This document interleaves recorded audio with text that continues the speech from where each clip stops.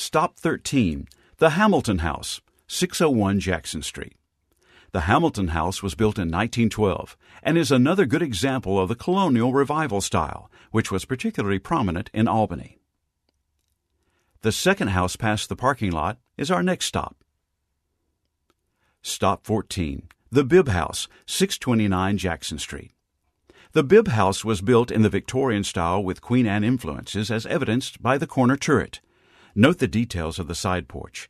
In 1895, William Bibb bought the house for $2,500 at an auction to pay back taxes.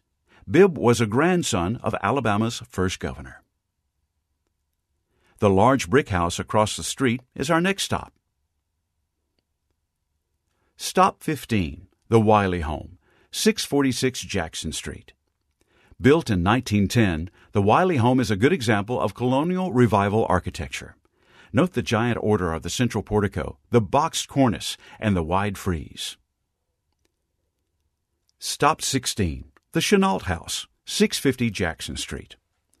Built in 1906, the CHENAULT House is one of the finest examples of the late Victorian house with both Queen Anne and colonial revival influences. The home has a corner turret and large encircling porches combined with classical festoons and garlands over the windows and square classical columns. Several leaded and stained glass windows and 4 ornately carved mantels are other outstanding features of this house. Interestingly, the magnificent staircase was ordered as a kit from Sears and Roebuck. Stop 17. The Bragg House, 651 Jackson.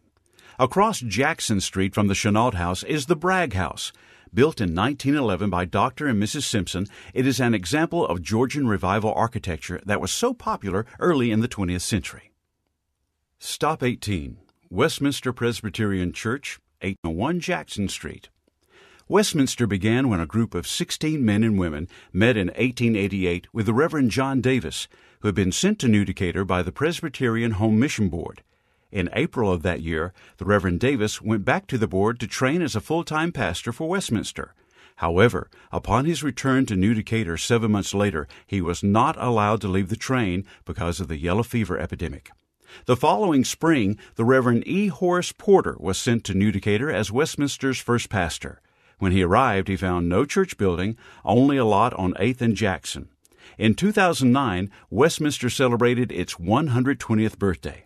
It has been registered as an American Presbyterian and Reformed Historical Site by the Presbyterian Historical Association.